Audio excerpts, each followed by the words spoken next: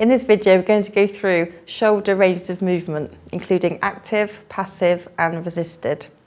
So we're going to start with flexion. So we're going to ask the client to bring their arm up in front of them.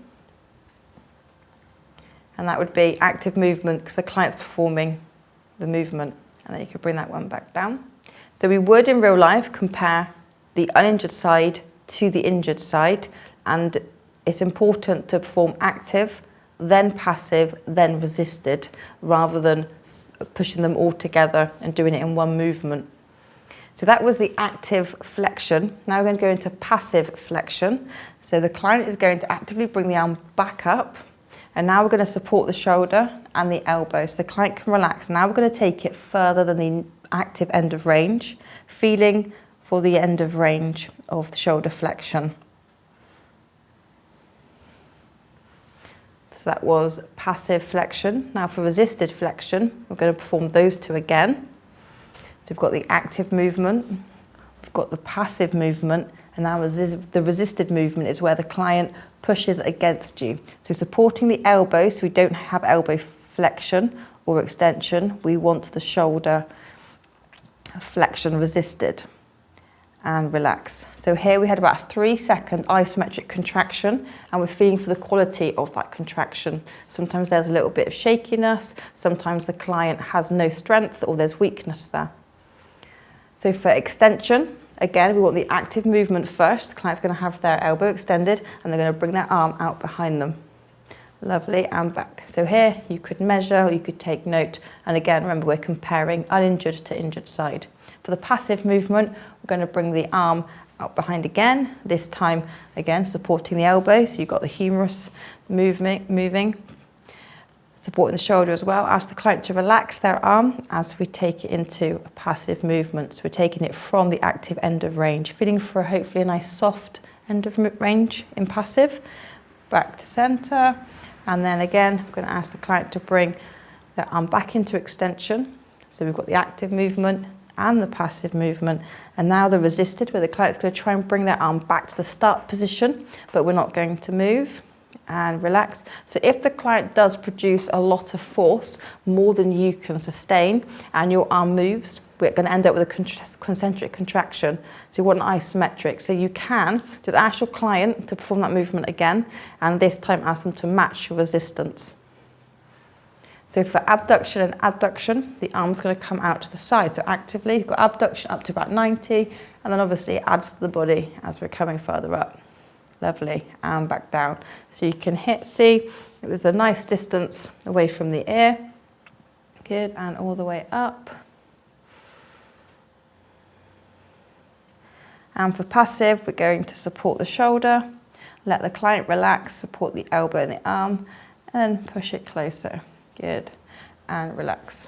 So trick movements that you might see here for the active movement is the client may lean their head into their arm, so it looks like their arm is straight, but it's actually you've got some cervical spine lateral flexion there. For resisted movement, we're going to ask the client to come back up again. Good, and again for the passive, so the client relaxed, therapist takes it further, and then we're going to ask the client to push against my hand, trying to bring the arm back down to the start position. What a nice steady contraction. Good, and relax. For transverse flexion and extension, we're going to ask the client to bring their hand all the way along. Good. Have a note of how far that went. And then for passive, we ask the client to perform that movement again. This time again supporting at the elbow and at the upper back, just to bring that arm in a little bit closer to their chest, feeling for the end of range. And again for the resisted, same movement again. It can get a little bit repetitive, but it's important to separate the movements.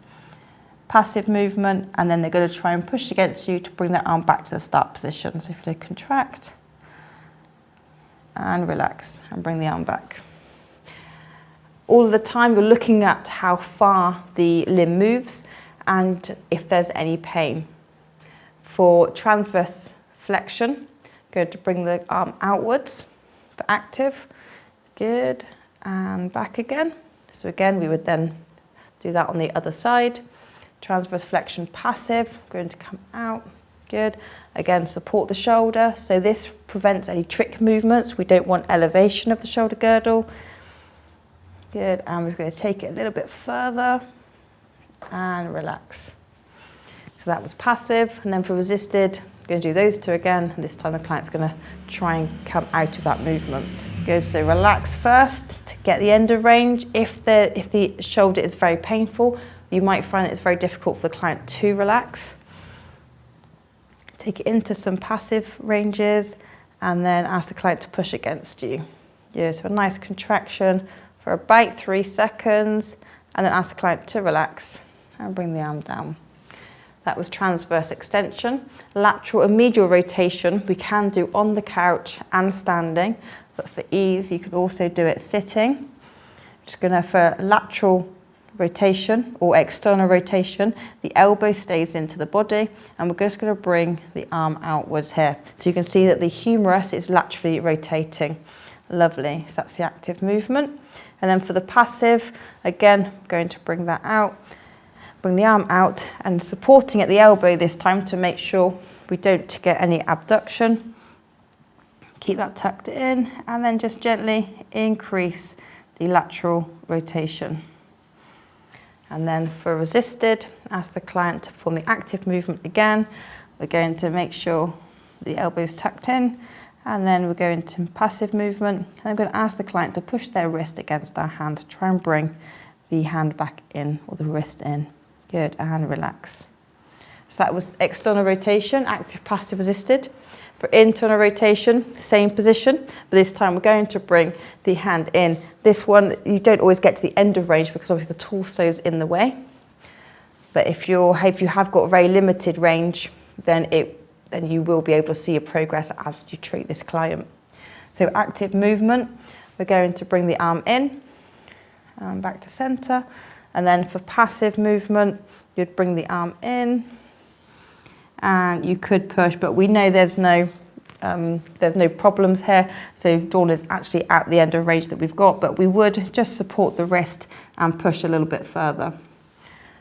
And again, for resisted, actively, good. Supporting the wrist, push the wrist slightly further, and then we ask the client just to push against us.